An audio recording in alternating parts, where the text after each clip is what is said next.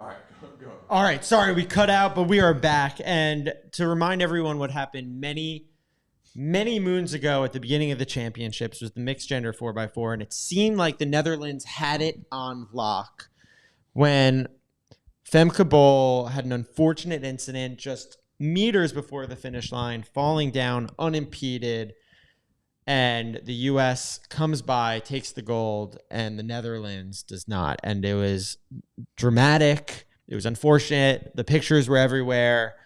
Fast forward. I was going to say, I know you're about to segue into tonight, but what if you were just like, and now we're going to cover every final of the next 9 days.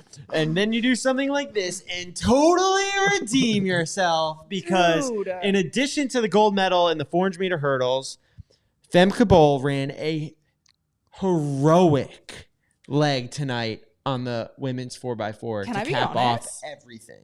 Can I be honest? No. No, I know everyone's going to be like, get this patriotic girl out of here. But I was like, dang, Team USA isn't running. I kind of don't know if I want to watch this. No. Literally telling everybody, I'm like, I think I should just head back over to the suite so I could get ready for the show.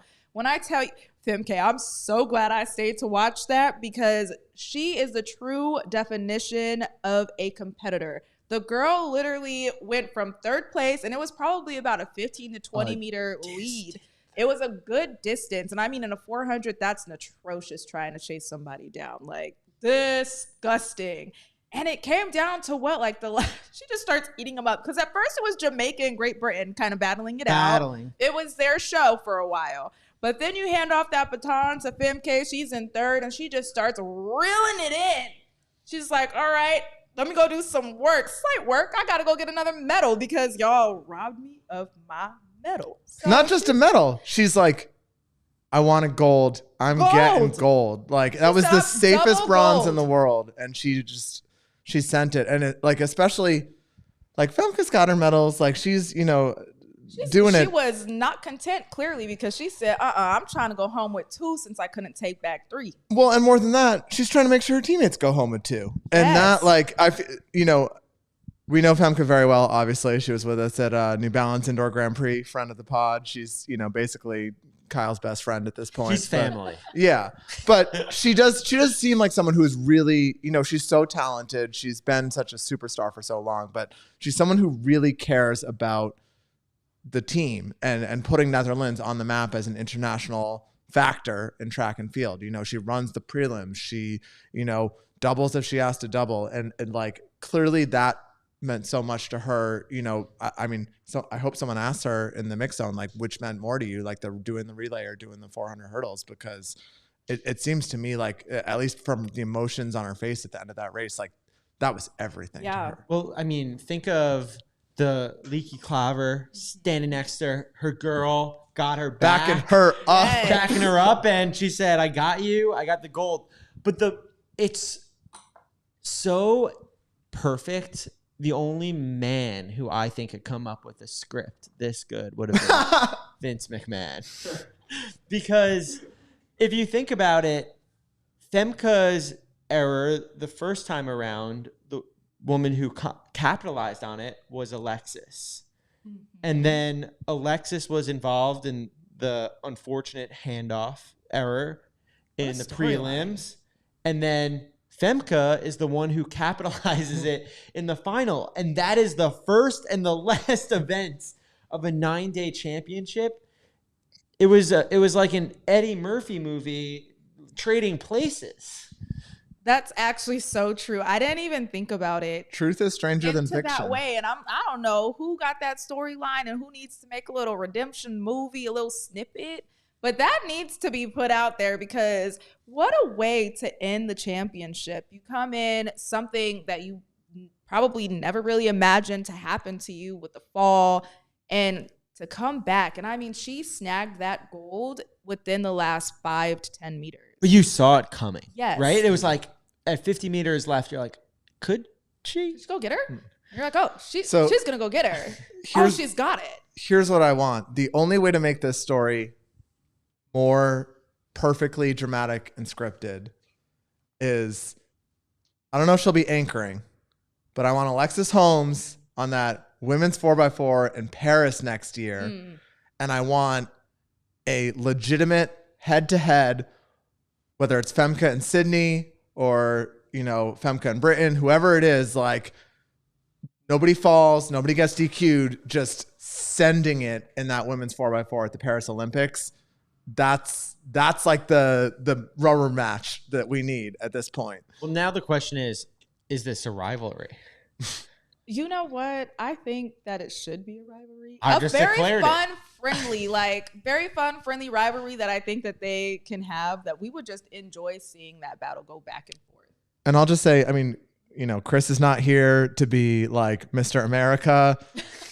Kaylin's not here to stick up for the University of Kentucky. Kyle's here, Stan and Femke over here. So as a in-law Kentucky fan, I'll say, go Cats, baby. Alexis has taken this to the, I don't even know, to the ground, to the match, to the mat. That's the word. To the fucking top of the podium. Sorry. Are we allowed to swear? Be the end. I mean, it was awesome. It was a great way to finish things off. Sad, as Jasmine said, to not have the U.S. in it, but what a great race. I think that was a great finale. Perfect. And we were talking a little bit about it before it happened, where we're like, is the 4x4 really the best event to finish the meet off with? Is the 4x1, would that be a little bit better? There's always drama in the 4x1, but I do think at this championships, the 4x4 came through. Oh, absolutely. I am so happy that I stayed and watched, man. The Redemka. You needed to have it happen. And then, right before that, we did have the men. Speaking of hurdles and redemption. Oh my goodness. I was so happy to see Rye on there. And I think I might have mentioned maybe he might be on a 4x4. Who knows? Maybe I just spoke it into existence, because boy, did we need, we didn't really need him, to be honest. It was a USA show. Let's be real. It was a USA show in that race, but it's so good to see Rye. He killed that leg. Jasmine, you weren't on the broadcast this morning for the marathon, but we decided, whether or not it's true or not, that we are way more influential than we thought we were. Because when Max says things, World Athletics does them. When you say things, Team USA changes up the relay order. So I think we're just deciding all of these things, whether it's, our spiritual influence, the energy we're putting out, or like, you don't know. We're like, maybe we just can't tell you that, like, we're like texting with the relay coaches on the side saying, like, this is what you're going to do. This is what you should really do. Listen to us. If Noah Lyles is listening, you don't know who else may be as well. No, that is such a fact. So I was squinting from up top trying to figure out who was our anchor. I couldn't even tell it was Rye Benjamin because I didn't see the headband. And then I remember he told us that he gave it away. Wait, he gave it away? Yeah. So after the 400 hurdles. So that was a headbandless Rye. I just love that Nike is so stingy with him. Like, one of their biggest athletes, they're not just like, we're going to ship a crate of headbands. He purposely uses one, and he gave it away. He's just bad at packing. It's kind of like how I didn't bring enough like T-shirts with me. Oh, it's the opposite. I was going to say. All right. I brought 45 T-shirts and 2 pairs of shorts, so I understand being bad at packing. So, I mean, I think the amount of men that could have been subbed in or out on the 4x4, we probably had many paths to victory, but it was nice to see Vernon out there and get a relay gold, something he's done before. But, Vernon had a great championships, just came up short in that open 4. Ran a great leg, secured. I love to see it. USA. Go Team USA. And we've been talking a lot about Rise, flat 400 potential. Yes. 44.02. That's a pretty good split. That's a pretty good split to the end of it's the second leg, so it's not a legit split. It's so Rise split was a legit split, the anchor leg, and 44.02, especially after long weekend of racing. He talked about the health training struggles he's had this season. Frankly, he wasn't even challenged too. They had a pretty solid lead going into that last leg. So. I mean, he wasn't chilling, but he was chilling. He wasn't being pushed. And so for him to get out there and run that fast, can't hope to wonder if he'd go low 43 in an open 4. I would love to see it. And then France comes through. They were celebrating. We had this similar situation yesterday where it was like Italy. Who won here? But today, France comes in second, beating GB, going wild, national record. It is just one of those situations where, you know, barring disaster, lining up, looking at the men that the U.S. is throwing on the team. In many situations, second might have been the best case scenario for them, and they were celebrating like it. Good to see. Love the enthusiasm. Go out on a high note. I will say, so we're all positive all the time on this. You know, But no more second place celebration. No. It's an issue with the in-stadium, the jumbotrons, which have been great. They've been really good, really informative. They've been able to show the field events to both sides. You know, it's overall like 99.9% good. The one thing I'm missing is like someone needs to be like, if there's like a team freaking out on the infield, someone needs to like real quick like throw it up on the screen of like what they just did, because like the little NR and like, you know, like if they didn't win, you know, like if it's like a 4th place team but they're freaking out because they just National broke their record, 35-year-old national record, like throw that on there so I don't have to be like, Why are they are celebrating they happy? so hard? Like, what's going on down there? You know? High jump had lots of attention tonight. Oh my goodness. The last Okay, Jasmine guys. Todd field report. Let me tell you. I know Kyle doesn't want me looking at my phone for like notes and stuff No, like that, but you're allowed. I'm gonna look at some notes because I'm excited to these see girls your are pronunciation skills. This is Yaroslava just Team USA Mahalabuchika. relay orders. This isn't notes. Was that good enough? Yeah, you nailed better than me. But she comes out with gold. I mean, she's from Ukraine, and of course, with all the things that are going on in Ukraine right now, every medal they get is super celebrated by so many, more than just them. Every country that's in support of Ukraine. She went 201. Now, at first you like think 201, you're like, oh, okay, no big deal, it's fine. But that's 6 feet 7 inches.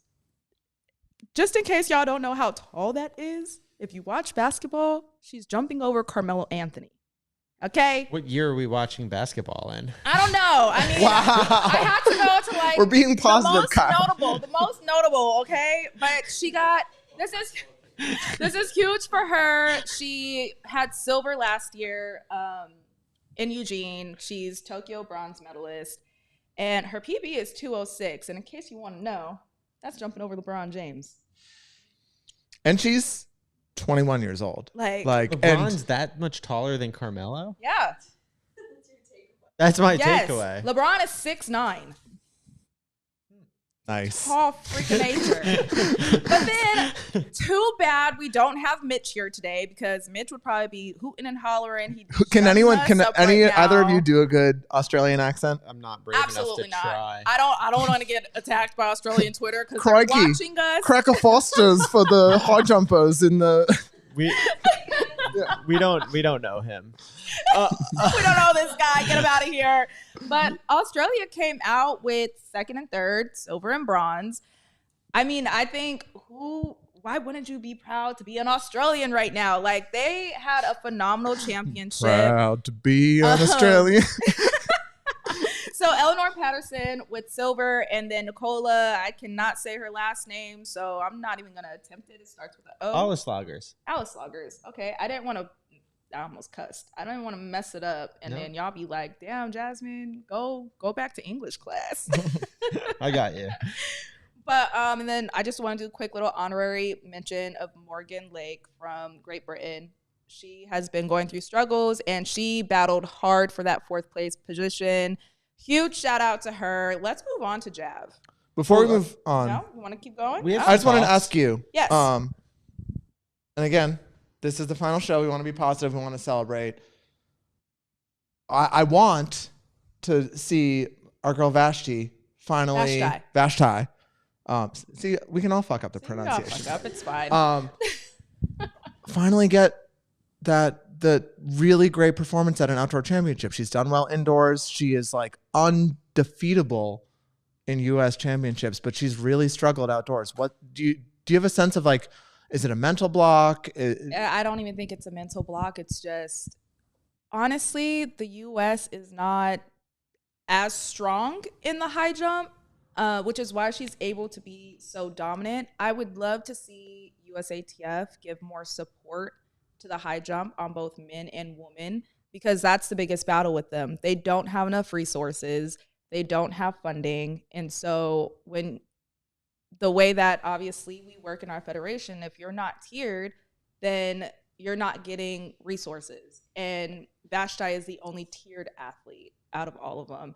I mean, she had a great... Not Javon? Oh, I mean, on the woman's side. Oh, on the woman's side. On the woman's side. Out of the woman, she's the only tiered female. And so, unfortunately, that's just kind of what it is. But overall, internationally, globally, everyone's just really good at high jump. The U.S. isn't super dominant, but I would love to see Vashti come out with another medal. She's medaled before. Yeah, she in medaled Doha, in 2019. Yeah. I would love to see her have another one of those performances. And I know that she has her contract and stuff like that, but I can't help but wonder if we did have more funding over in the high jump, if we would see a better development for those women. All right.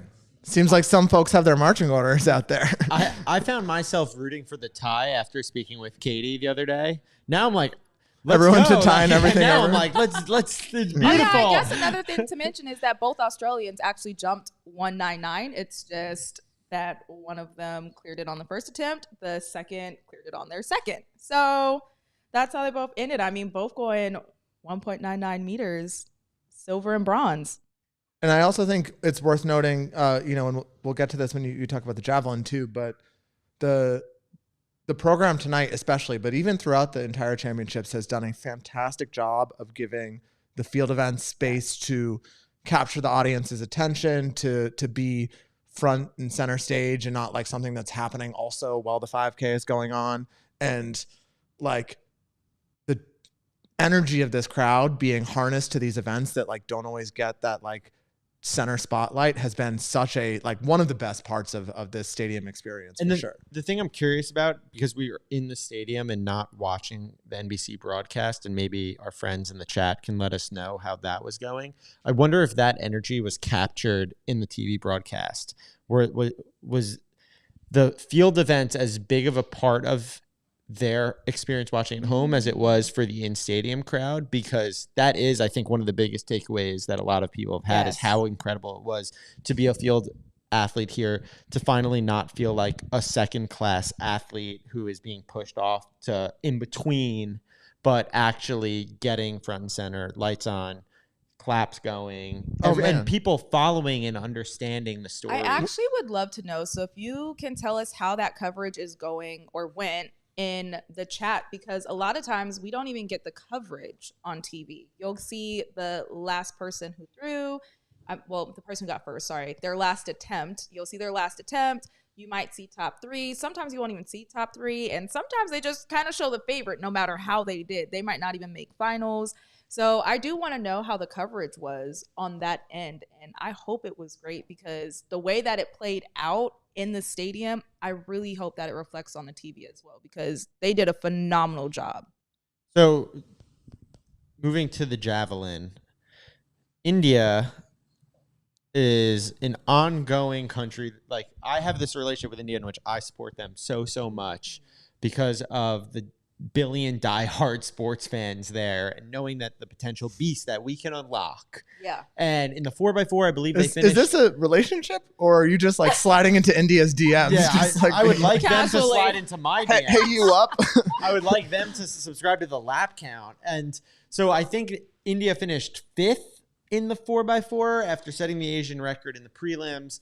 And then we go to the javelin, and really this whole perspective of mine and many others developed with Neeraj Chopra winning the Olympic gold. And he inspired a nation, and now we are seeing the benefit of that. And he upgraded his world medal, because he got silver last year in Eugene. Exactly. So he goes and gets, he wins the Olympics. He comes and finishes in second place last year, so they don't get a bye.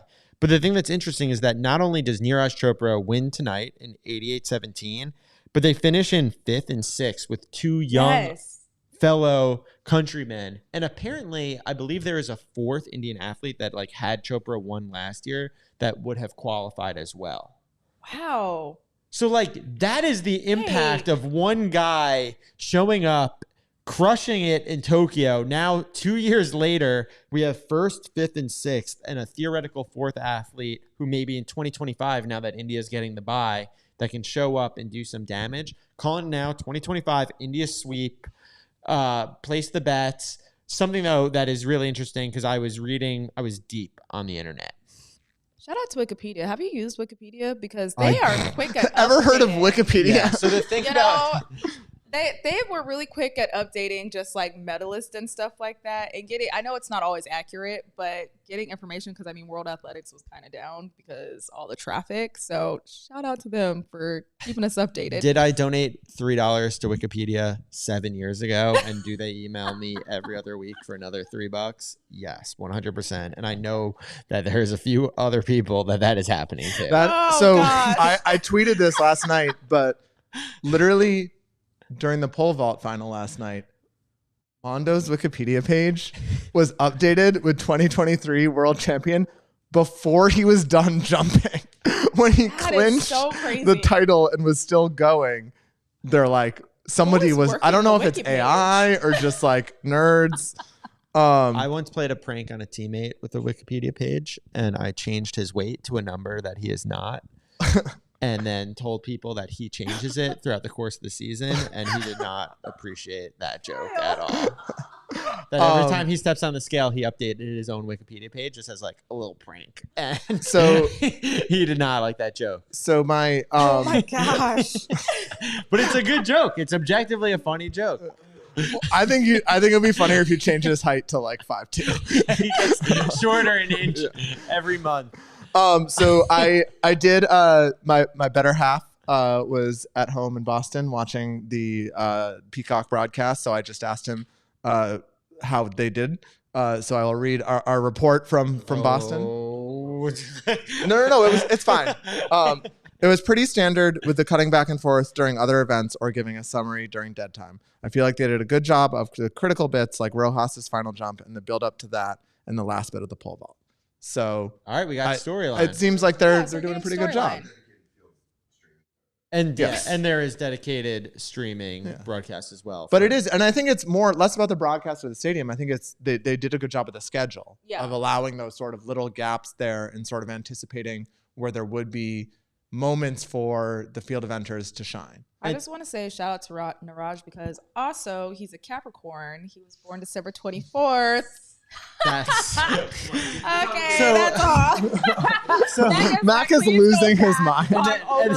And then one last story on the whole Indian javelin revolution is 5th placer Kishore Jena had visa issues, just like last year with Ferdinand Omanyala was having some sort of visa issues and couldn't get it resolved. So Chopra tweeted about it, got a ton of attention on it, solved. Wow. That's interesting. So Chopra, his head's gonna explode if we don't talk about the actual event. But in the second round, he threw 88-17, just short of his own season's best, which he set in the first round of throwing.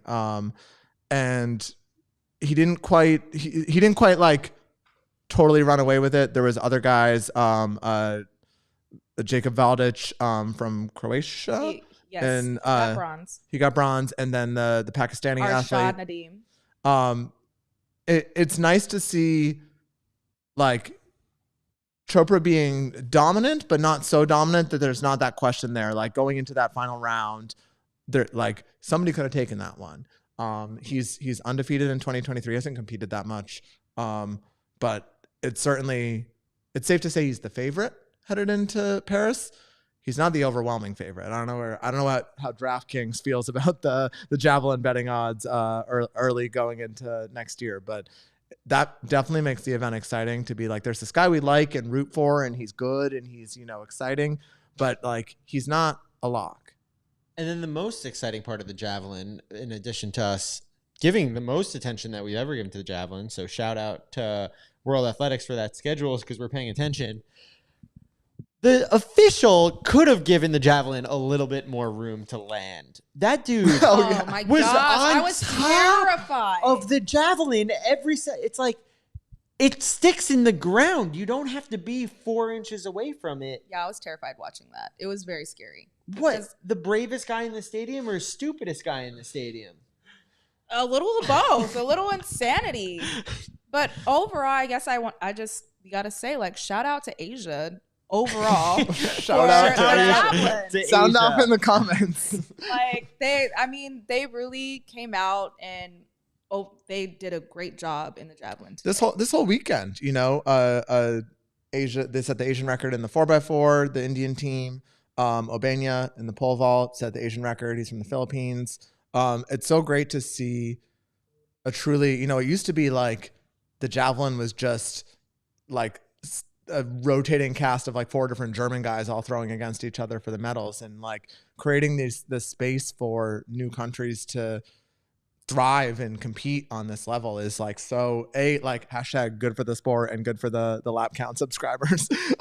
But just like exciting and fun to see, all your, Australia being like a high jump nation, it's great to have those kind of attachments that countries can really root for their favorites year in, year out, and learn the events and get to be passionate about the events and bring attention to the field events that don't get that attention all the time year round.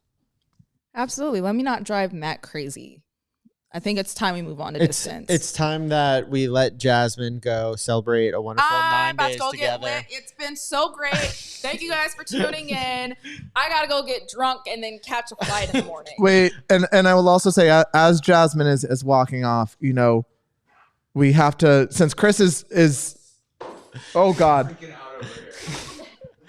Or Mac is dying. I will very quickly say Jasmine's expertise and dedication to just like keeping all of us honest in these events, her like so expert level in-depth knowledge that we frankly don't have, has been just like such a value add. So cheers to Jasmine. Thank you. And speaking of value add, we're getting into some endurance events. So we're bringing in the champion, the World Athletics 6K, 5.8K, 5.8 to 6-ish K champion.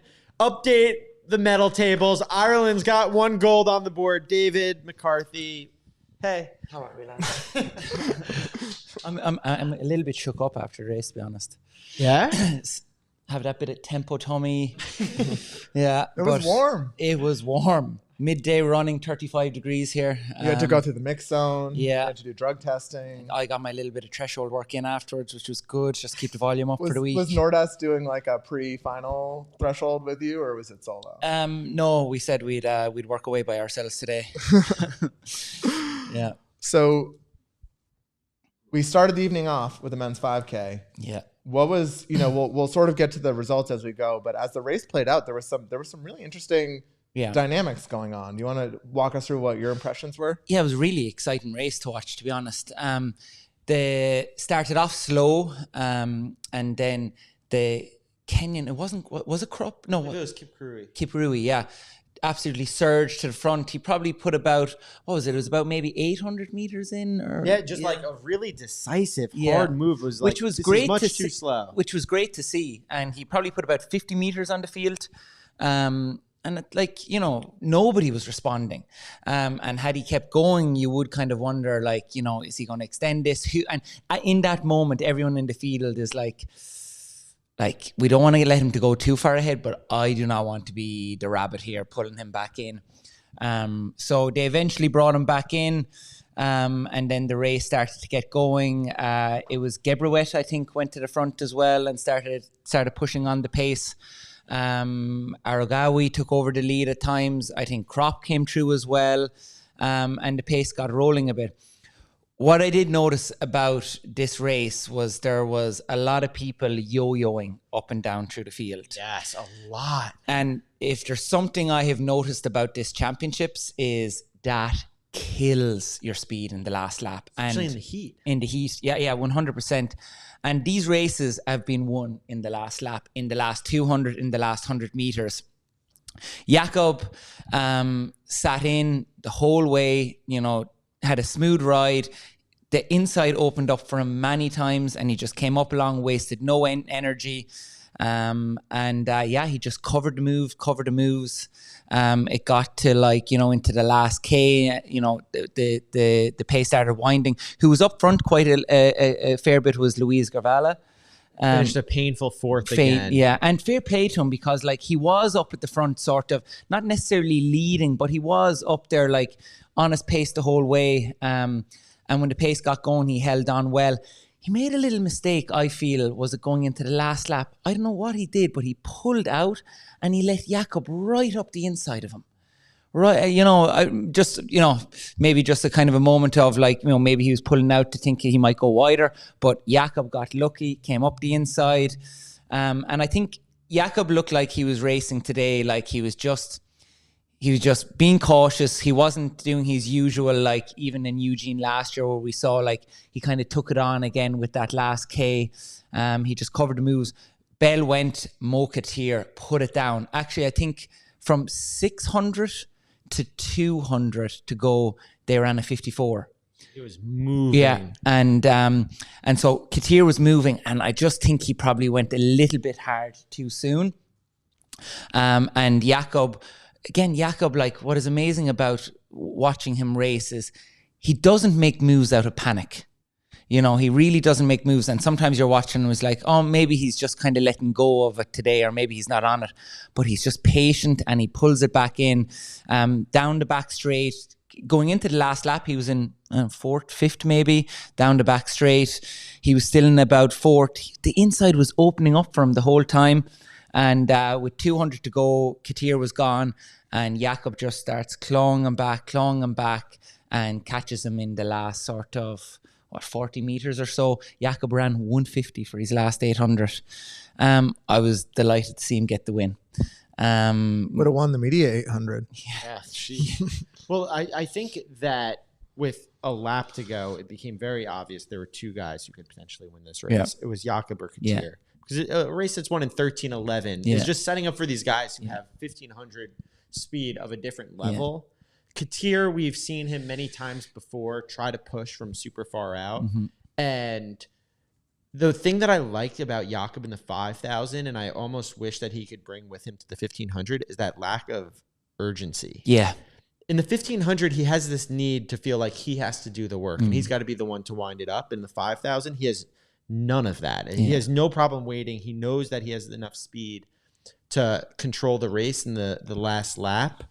And because of that, I think the thing that separates him and makes him such a good runner is that he's so calm about it. And then in championship 1500s, that sort of disappears. Yeah. And you think back to the Olympics and the way he raced that, and it looks much different to the 1500 this year and the 1500 last year, and it much more closely resembles the 5,000 the past 2 years. I think he cares more about the 1500, right? It's his. He even said it earlier this year in a post-race interview, he hates the 5K, but because of that, he kind of just he goes in, whatever if I get, but the 1500 is his baby. Now, to be fair to him, look, he's not a guy who he doesn't crumble under pressure, but at the same time, like you said, probably could just be a little bit more relaxed.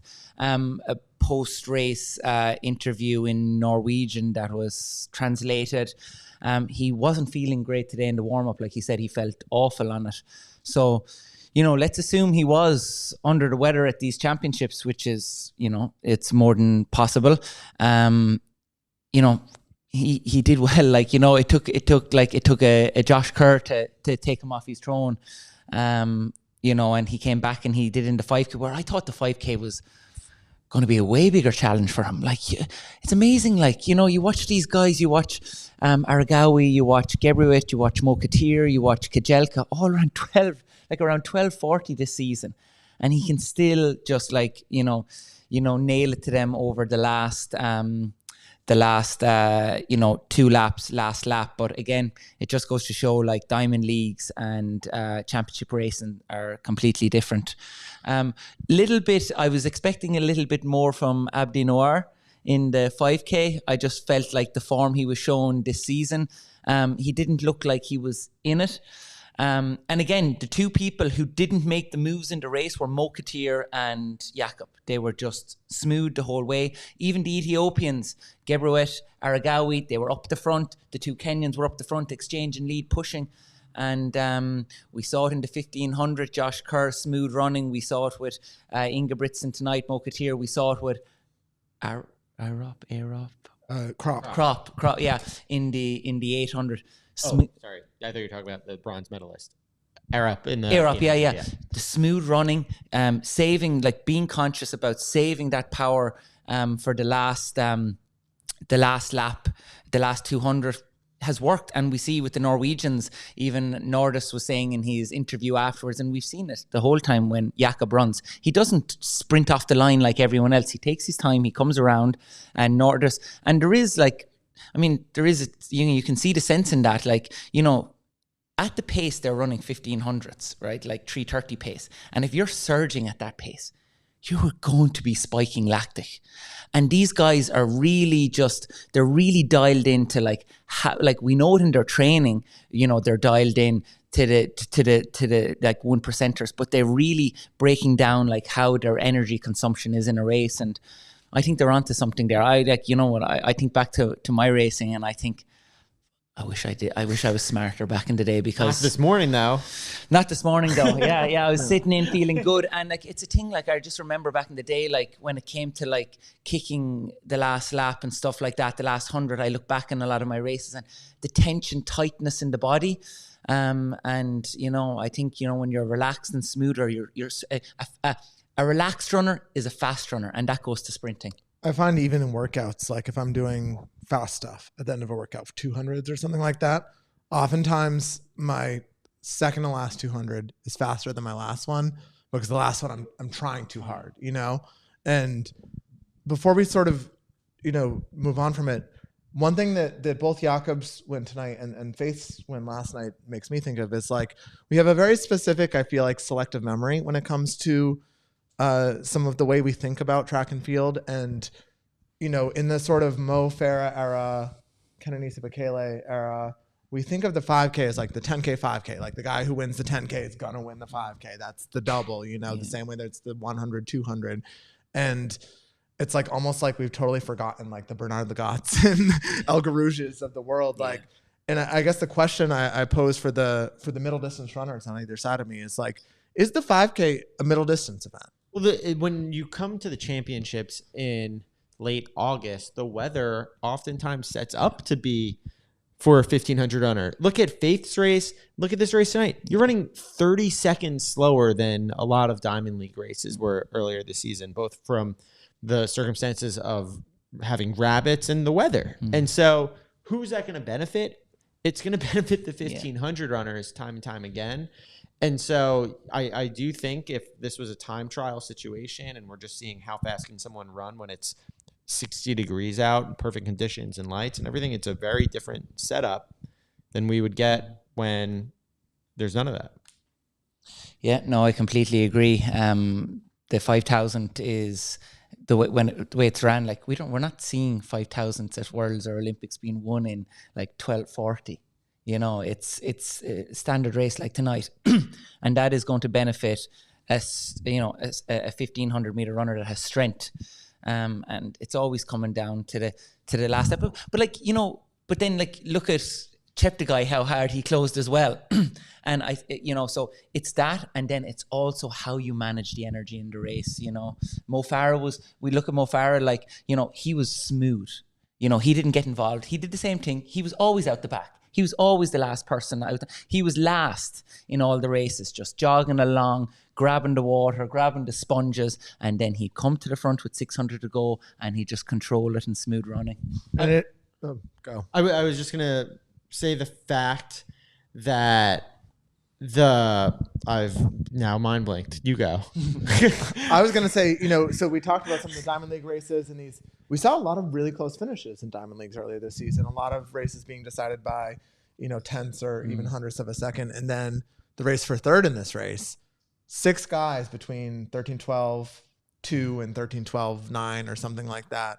you know, and a lot of those guys were kind of those Diamond League circuit guys who've raced a lot of each other. You know, it's clear that there's, aside from the guys that can run 327, 328 in the 1500, there's a real parity in the 5K beyond that. And it's interesting to see because it does make you think that there's a lot of guys vying to jump from that third place to that first place. And of those 6 guys going for that third spot, you know, the odds that one of them elevates between this time now and I guess on this podcast I'm like the Paris guy, but like, you know, and this time next year, you know, that finds that, you know, right combination of speed work and strength and whatever it is that gives them that ability to kick with the 1500 guys.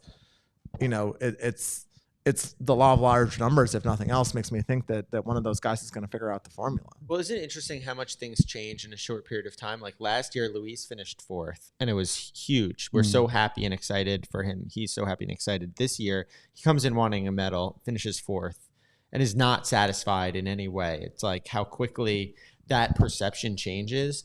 And then even within this week itself, like admittedly in the 1500, I was rooting for someone to upset Jakob because I thought it was the most interesting thing that could happen. Yeah. And now tonight I found myself rooting for Jakob, having witnessed his disappointment, you know, a few days ago. It was that redemption story. And it's just like how quickly your perception of races and like the current point in time that you're watching it changes that viewing experience. Yeah, definitely. Just touching off that, like, I think that's what I was most interested to see about Jakob. Like, it wasn't just a repeat of last year. The loss this year was far more of a sting for Jakob than last year. You know, losing the same way, losing to a Brit. Like, you know, like I was wondering, like, God, like, would that really like emotionally get to him and he'd be really down on his energy? So to come back and, you know, on top of potentially being sick. But like Dave, what you're saying there, Jakob was first in 13:11. And 8 was 13:12. So close. You know, and like, you know, going back to Louise, like, you know, he looked so good tonight. I thought he looked so easy. He was covering moves. I do think there's a championship medal for him down the road. But I like, just from my observation of this championships, it's tactics. It's efficiency. That's I think what it's coming down to. Speaking of efficiency, this morning we sat down here for 2.5 hours and we watched the marathon. Great morning, second time in a row, to be able to see how the athletes deal with 26.2 miles back and forth over the bridge, U-turns in the heat.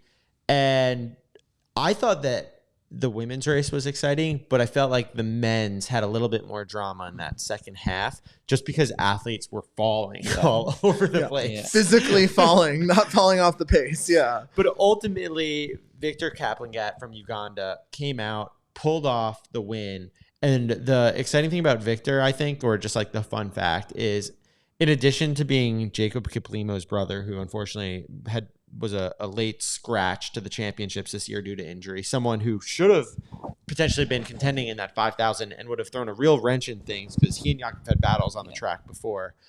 So brothers, but Victor is the 2017 World Mountain Running Champion and still relatively newish to the marathon, only a couple of years, but handled the heat great and just ultimately like was able to run it in a little bit. And you know, we had some falls behind him, some great battles for second and third, as Teferi from Israel was one of the guys who went down hard at some point, I believe at a water station, but got up and just like ate up ground. And there were so many lead changes there. I guess isn't that like what you hope for in a world championship, is just some real tactical racing, changes of pace, changes of leaders, and just complete wild card situations happening that you don't get in a closed course.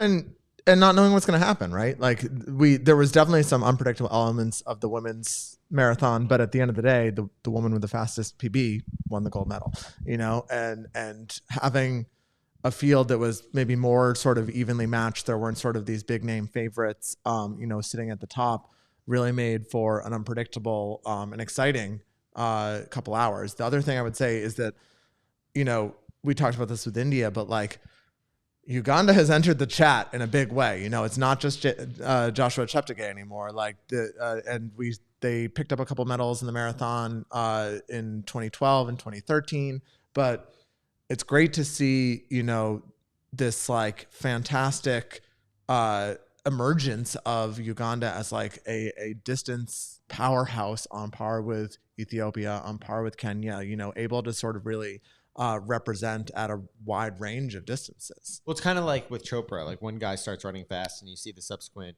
So Kiprotich a few years ago, Cheptegei. Now you have Kiplagat, Kiplimo, Kissa. And so it is really a powerhouse. I mean, they did great things in World Cross just a few years ago. The one thing that I think is an interesting proposal, what if like every single time we do a world championship or we do an Olympic, it's in the heat, right? Like it's always hot. It's so different than winning a Boston, or which it might be 80 degrees, it might be 40 degrees, who knows, but definitely different than in New York, which barring this minus this last year is often quite chilly. Would the marathon ever be interesting in like the Winter Olympics? Like if we mixed it up a little and said like, hey, we're going to make this cold. Like we were speaking here with Kira D'Amato today, and she said, I would much rather run in the absolute freezing cold than ever running in the heat that she had to yesterday. I mean, first of all, like put cross country in the Winter Olympics. That's what I would love to see. But I would also say like, it's interesting. It's great and awesome. Like it was such a great experience to have the World Championship Marathon in the heart of Budapest as very integrated with the rest of the track and field championships, kind of similar with the race walks. But at the same time, there's no real reason why the marathon, which can be part of the World Athletics Championships, road running championships. We saw this with the 10K at US Championships. Like they're like, we're just gonna move it last year to the pre-classic, and either putting it in a different location or putting it at a different time of year would be an interesting kind of test of exactly what you're saying, of maybe maybe it's in Budapest but it's in November, or it's the same weekend but it's in Norway. Like you could experiment with different things, and like I think if we're fans of anything in the CITIUS Mag family, it's like encouraging the sort of power brokers of track and field to just like get out of their comfort zone and just try something. If it doesn't work, go back to what we did before. I'm not sold on it. I'm just throwing the idea out. No, I'm not a fan of the marathon in these conditions at all. Like it's so limiting. It's so limiting for certain athletes. Like it's so hot out there, it's really brutal. And like where you look at Olympics or Tokyo, you look at Doha, there was carnage, Brazil, like Rio, like Beijing. You just Beijing, it's just so like hot. And like and we're also not seeing the best marathon runners in the world come to these championships. So like that's what I think it comes down to. Yeah, right? And like I think like having it separate, like having the world half marathon, and like it's another then chance to have a major event at another stage in the year. When we're in the proper, again, this is the classic CITIUS Mag Live. Correct me if I'm wrong in the chat, but I think when we're in the proper cycle, World Cross is even years, right? And World Championships are odd years. Yeah, because it wasn't this year. So So in a way, like part of it would almost make more sense in terms of the type of athletes that it would attract. Like World Cross is usually in January, February. Have sort of a standing January, February date that sort of integrates with this sort of fall, spring marathon cycle. But in even years, it's World Cross. In odd years, it's the World Marathon Championships. No bad ideas. And the reason why it all comes down to it is because Tonight at the Track was so fun to have it in like a little bit of a condensed window with no morning session, just the marathon. But going to the track tonight was really fun. It was, maybe it was just because we were slightly less sweaty because we weren't out there for 4 hours. We were only out there for a couple. But tonight was what I would say was maybe one of the most hyped up races of the entire championships. Yes. And that was the women's 800, because the potential and the conversation around this was fascinating, because you have three athletes from three different corners of the world.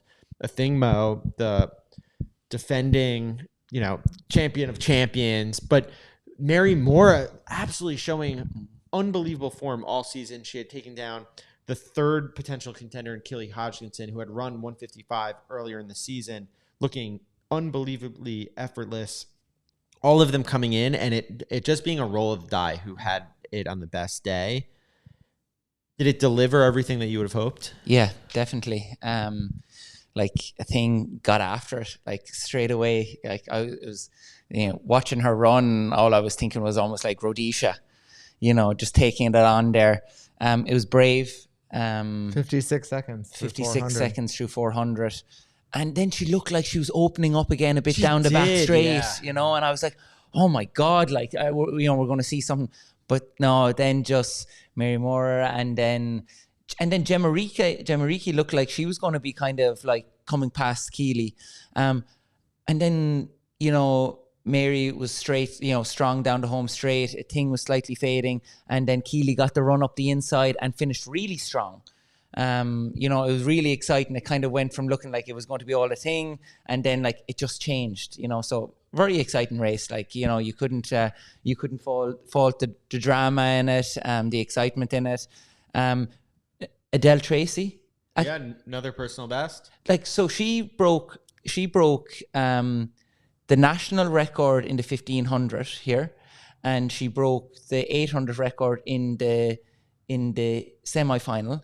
She did? Did she? Personal best. Personal best. Oh, sorry. I was going to say, because Natoya Gould. Oh, okay, yeah. So she had a personal best. After getting personal best national record in the 3 rounds, she PBs in the second round of the 800, and she PBs again in the final. So I had to correct Chris because that's how he opened our interview with her. She didn't make the final in the 1500. That was the big drama because she ran 358, set the national record, and didn't make it. Yeah. Now turns around, runs the 800, makes the final. Yeah. The final went fast. I mean, look, Nia Akins finished 6th and still set a personal best. Yeah. Raven Rogers had to go against 3 of the best 800 women of all time, finishes 4th. When looking at the whole season, I would say Mary Moraa has had the best year and ultimately deserved to be the world champion, not just today, but the body of work that she had put together and had proved herself as a brilliant racer. Seeing Athing go out and just like trying to establish that lead and try to run away from them, it was a bold strategy. It was an exciting strategy, but she could not drop them. Like, she tried everything she could. Talking to Keely after the race, she was like, I've never gone out in 50s. I think it was solidly in the 56s. Like, it was 56-0, I think. Yeah, or like 56-1. She was burning up the track, and everyone was just like, all right, like, if this is what we're doing, this is what we're doing. And I think I would have preferred to see Athing try to employ something like Marco had in the men's 800, where, hey, everyone's expecting me to go out hard. Yeah. What if I don't? Do you think although it appeared to look like confidence, it was actually lack of confidence? It's possible. I mean, like, it's almost like thinking, like, could I scare them off? I think that Athing probably got a little spooked during the semifinals after almost going down and not being super comfortable running in that pack, where she thought, hey, if I can just go out and run 154, 155 and just dare anyone to come with me, like, I might just be able to do this thing unchallenged. But going out that hot, even if you're in really, really good shape, like, that's going to take a toll on you. Because, again, it wasn't 56-0, 56-1 even split. Like, that was 26-1. She had to work super hard in order to get to that break first and ultimately paid the price. And at the same time, you mentioned the semi. I think the semi had everything to do with it, not just psychologically. Typically she's a front runner, and the benefit of being in the front is that you're out of traffic. And the big challenge that she had in the semi was that she was in traffic and she got tripped up. Also, she had to do a lot more work than everyone else in that semifinal to get to the final because she got tripped up. And while we think of, the bar is sky high for Athing in terms of her talent and her ability, like, at a certain point, she is human. And when you look at what she did, which essentially was run like 700 meters of a fantastic race, like, it does say to me that it's entirely possible to just that little extra bit of gas that you burned in the semifinal to get to the final was just why you didn't have that final 100 meters in the final.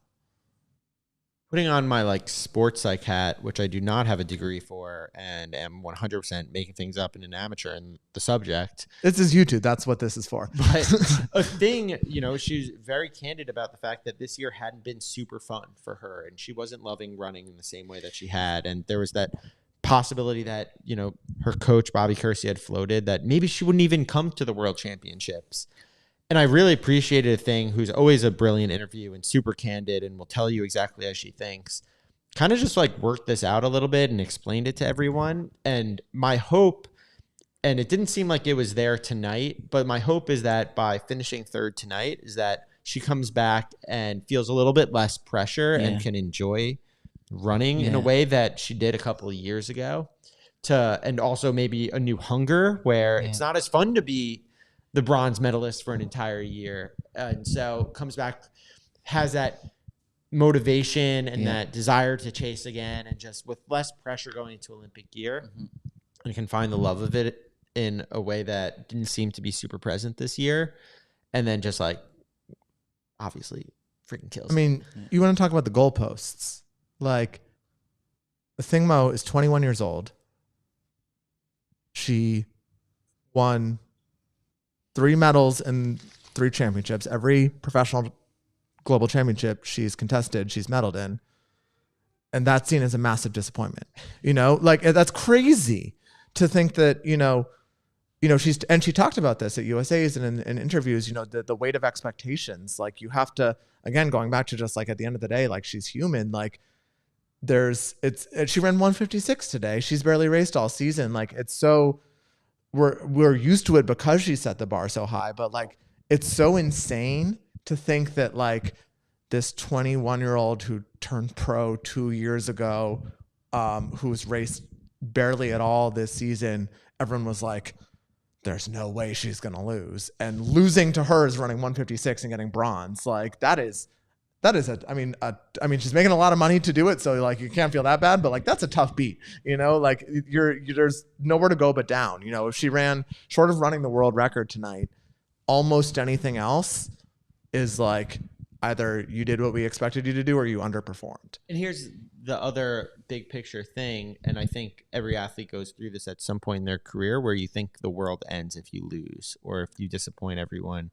What happens is you wake up the next day and your teammates are still there, your coach still there, your family and friends, everyone still loves you, and the world goes on. And that can be a big burden lifted, where something that Athing has never had to experience before. It's just like, hey, like, people lose, it's fine. Like, we've all dealt with it. It's not as fun as winning. And, I hope she has a great vacation and lets loose and can be 21 and the next year kills it. I was going to say, this is the absolute best thing that could happen for her going to Paris, in terms of, like you said, the expectations are off. She's still expected to do well, but like, she's got this motivation. She's got this, raison d'etre. Like, it's no longer just like hand Athing the gold medal. It's like, what's going to happen? And that's putting your Vince McMahon hat on. I was like, going to say, this is what Vince would want. Yeah.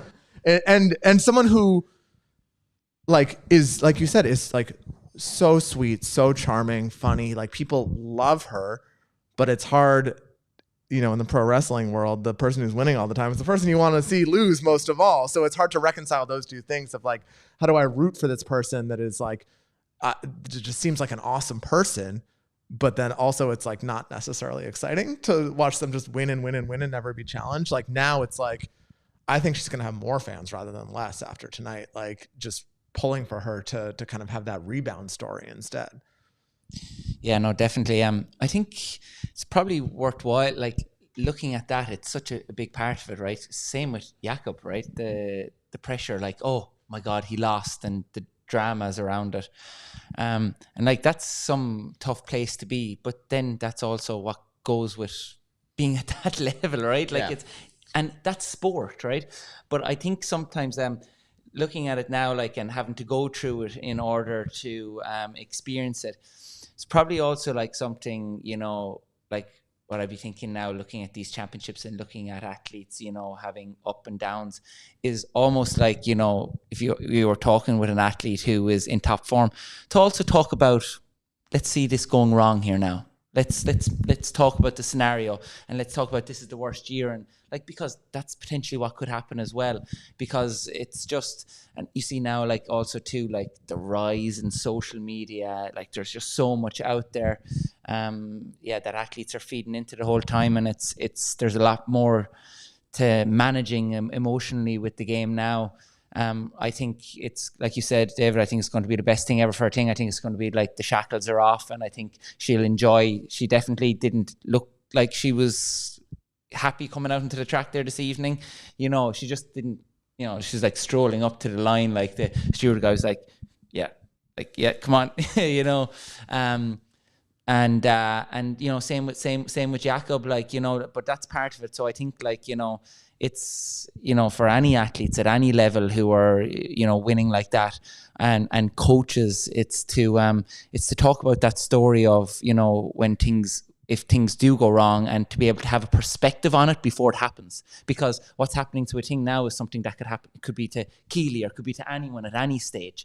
And to just have these conversations when in your head, so when they happen, you can kind of recognize it a bit more. And I think that's part of the psychological training that goes with the physical training of the sport. And I would say, you know, that to me is a perfect segue too into sort of, you know, a big picture kind of reflection that we've had from this World Championships, which is that so much of what we do at CITIUS and what we are trying to do sort of to the sport is give that space for athletes to, you know, kind of show the world who they are and the full person that they are. And one of the extremely, like, weird things about the mix zone is that there's the highs and the lows all happening at once. Like, the person who just had the best day of their life walks in 2 feet ahead of the person who just had the worst day of their life. And that's a really hard thing as somebody who you know, wants to be a storyteller and as Kyle always says, a hype man for track and field. That's a really hard thing to manage. And that's something that we, you know, especially given how many folks in sort of the CITIUS family are themselves athletes or former athletes, like being able to understand the two sides of that coin. And as folks realize, you know, we are not here with our fearless leader, Chris Chavez, because he's in the mix zone getting interviews right now. And the other person I think we all owe just like the hugest of shout outs to is Keely Hodgkinson, who's just been killing it in the mix zone and has just brought such a unique perspective in terms of telling athlete stories and empathizing with them, and, you know, giving them the platform to be honest about what they're struggling with, or to celebrate in like a really unique way when they have done well. And that is something, you know, you sort of get those like very standard post-race interviews, whether it's on NBC or whether it's, you know, in the mix zone or in a written format, but being able to have that kind of like, what's that other option of this thing that isn't, as we say, like, isn't quite big J journalism, but is this other thing that is exciting and new and unique and just like really valuable. I think that is such an important piece of the whole ecosystem of what we've tried to do over these last 9 days. When you have those moments with someone like Athing, you know, part of that is the fans and the commentators and the people like us who just want to say, like, we're not going to judge or like put our own narrative on this. Like, we want to just give the platform for you to tell your story. I mean, ultimately, I love track and field, but my God, do I need a break from track and field after the last 9 days. That was a lot of track. It was an incredible World Championships. Super, super fun. Thank you to the athletes who shared their stories with us. Always fun every night rushing back here from the stadium to have a conversation with you guys, breaking down all the races, and just, as you said, be a hype man for the sport. Get excited for the next day of competition. Other, you know, while we're doing thank yous, like what you can't. ASICs? Well, I'm letting you do the ASICs. I'll just say, like, you know, I think people tend to like when we like pull back the curtain of like how we do the CITIUS thing, and like what you don't see on the YouTube channel, hopefully, is like the insane mess of cords and Wi-Fi connections that Mac is dealing with, like the absolute glue holding these, you know, whatever, like 40, 50 hours of live coverage that we do over 9 days. Just incredible work.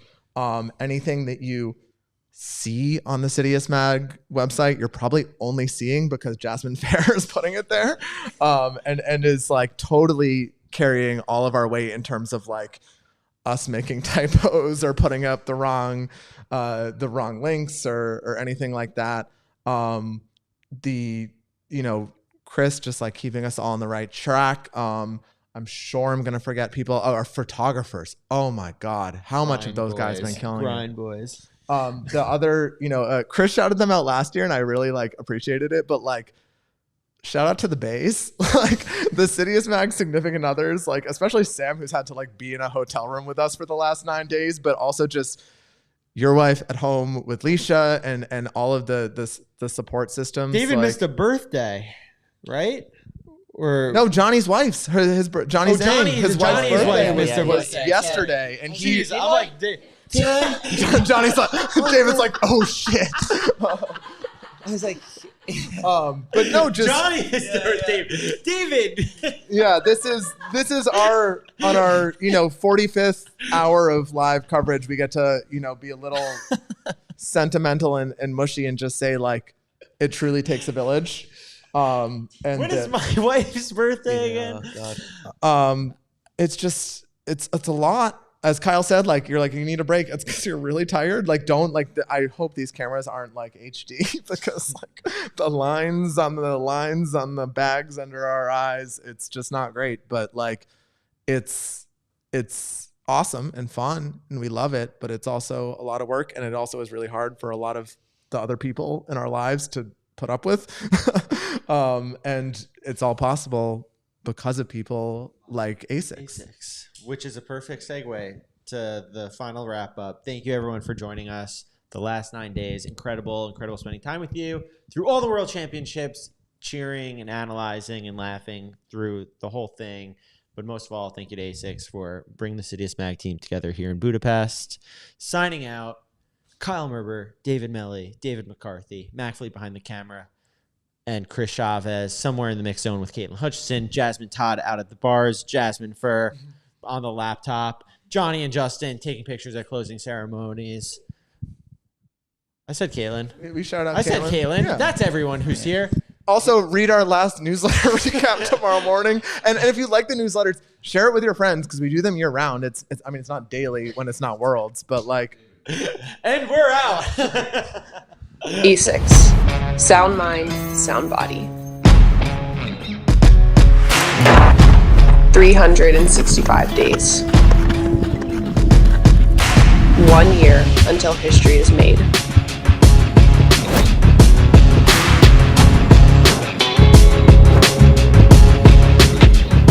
A lifetime of preparation that will lead us to the ultimate test.